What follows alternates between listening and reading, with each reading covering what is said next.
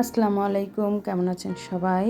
আজকে খুব ঝটপট চায়ের সাথে বা অতিথি আপ্যায়নে খুব সুন্দর একটি মিষ্টি জাতীয় খাবারের রেসিপি নিয়ে চলে এসেছি। তো ওয়েলকাম টু মাই চ্যানেল স্বর্ণলতার রান্নাঘর। স্বর্ণলতার রান্নাঘরে চ্যানেলটিকে সবাইকে স্বাগত জানাচ্ছি।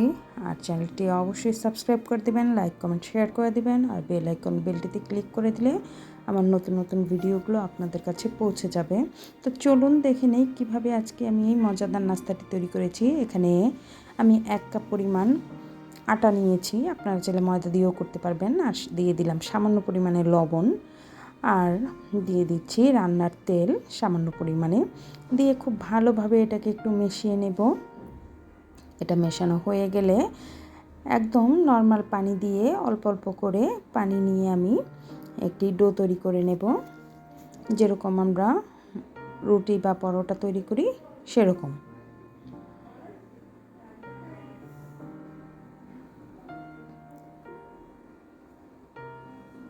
তো এখানে কিন্তু খুব সুন্দর করে নরম তুলতুলে একটি খামির তৈরি হয়ে গেছে। তো এখানে আমি দিয়ে দেব সামান্য পরিমাণে একটু কালো জিরে, এটা অপশনাল, আপনার চাইলে নাও দিতে পারেন।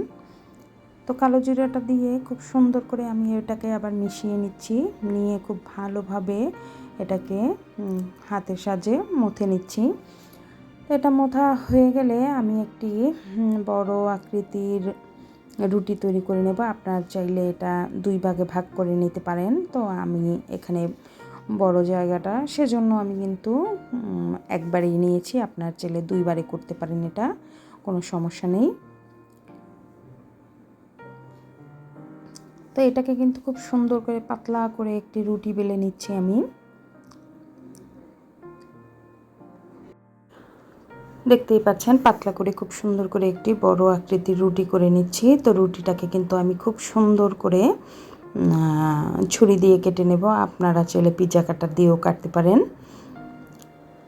তো আমার কিন্তু রুটিটা পাতলা করে বেলা হয়ে গেছে।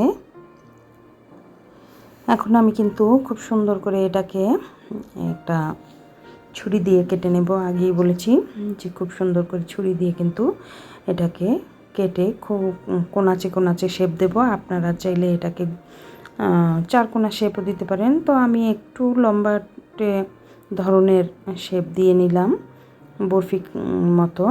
তো এভাবে ছোট ছোট করে কিন্তু নিমকিগুলো আমি তৈরি করে নেব। যেগুলো একটু বড় হয়ে যায় সেগুলোকে আমি কিন্তু একটু ছোট করে নিয়েছি। আপনারা চাইলে একটা একটা করেও লেচিটা ধরে একটা একটা করে কাটতে পারেন। তো এই সবগুলো কিন্তু এভাবে আমি কেটে নেব, কেটে আমি তুলে নিচ্ছি। তো একটু আটা ছিটিয়ে নেবেন, ছিটিয়ে নিয়ে তুলে নিলে তাহলে দেখবেন এটা একটার সাথে একটা লাগবে না। আর যদি আপনারা ছোটো করে ফেলতে পারেন তাহলে ভালোই। অন্যদিকে আমি তেল গরম দিয়ে একটা একটা করে ছেড়ে দিচ্ছি, এবং হালকা আছে কিন্তু আমি এগুলো সবগুলো খুব সুন্দর করে ব্রাউন করে ভেজে নিচ্ছি। তো আমি কিন্তু অল্প অল্প করে দিয়ে এগুলো ভেজে নিলাম। তো ভেজে নিয়ে অন্যদিকে কিন্তু আমি একটু চিনির শিরা করব, যেহেতু এটা মিষ্টি নিমকি। সেই ক্ষেত্রে সবগুলো ভেজে তুলে নিয়ে আমি ছোট্ট একটা হাঁড়িতে বা কড়াইতে, আমার সব সময় যেই কড়াইটাতে আমি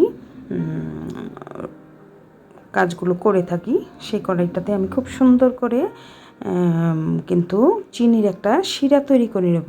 অন্যদিকে কিন্তু আমার সবগুলো নিমকি প্রায় ভাজা হয়ে গেছে। তো নিমকিগুলো ভেজে আমি আলাদা তুলে নেব এবং একটু ঠান্ডা করে নেব। যতক্ষণে আমার চিনির শিরাটা তৈরি হবে ততক্ষণে কিন্তু এটা ঠান্ডা হয়ে যাবে। চায়ের সাথে এবং বিকেলের নাস্তায় কিন্তু খেতে খুবই ভালো লাগে। তো এখানে সামান্য পরিমাণে পানি দিয়ে আমি মোটামুটি হাফ কাপের একটু কম চিনি দিয়ে দিলাম, দিয়ে খুব ভালোভাবে এটাকে কিন্তু আমি জাল করে নেব, এবং একতার যখন হয়ে আসবে ওই মুহূর্তে কিন্তু আমি নামিয়ে নেব। নামিয়ে যে আমি নিমকিগুলো তুলে রেখেছিলাম সেই নিমকিগুলোর মধ্যে আমি আস্তে করে এটা একটু হালকা ঠান্ডা করে ঢেলে দেব। ঢেলে খুব ভালোভাবে এটাকে কিন্তু মিশিয়ে নেব। হয়ে গেল আমার ঝটপট মজাদার সুইট নিমকি। এত মজা এবং সুস্বাদু খেতে, আপনারা অবশ্যই একবার বানিয়ে খেয়ে দেখবেন। আর কেমন লাগলো আমাকে জানাবেন, অবশ্যই আপনারা বানিয়ে খাবেন। এত মজা, চায়ের সাথে বলুন, শুধু বলুন, বৃষ্টির সময় বলুন, মানে মুখে দিলে মিষ্টি একটা ভাব এবং কুরকুরে, এতটা টেস্টি যা বলার বাইরে। তো আমি কিন্তু আপনাদের সাথে আজকে শেয়ার করলাম এই নিমকি রেসিপিটা, সুইট নিমকি। তো যদি ভালো লেগে থাকে অবশ্যই লাইক কমেন্ট শেয়ার করে দেবেন। আর প্লিজ প্লিজ প্লিজ আমার চ্যানেলটিকে সাবস্ক্রাইব করবেন। আমি এখন একটু কাচের জারের মধ্যে বয়ামে খুব সুন্দর করে নিমকিগুলো ঠান্ডা করে ভরে নিচ্ছি, যেহেতু অনেক দিন সংরক্ষণ করে রাখা যাবে এবং রেখে রেখে খাওয়া যাবে। তো কেমন লাগলো সবাই অবশ্যই আমাকে জানাবেন। আর প্লিজ প্লিজ প্লিজ ভিডিওটি সম্পূর্ণ দেখবেন, আমার চ্যানেলটিকে সাবস্ক্রাইব করবেন। সবাইকে অসংখ্য পরিমাণে ধন্যবাদ জানিয়ে আজকের মতো আমি বিদায় নিচ্ছি। সবাই ভালো থাকবেন, সুস্থ থাকবেন, আমার জন্য দোয়া করবেন। আসসালামু আলাইকুম, আল্লাহ হাফেজ।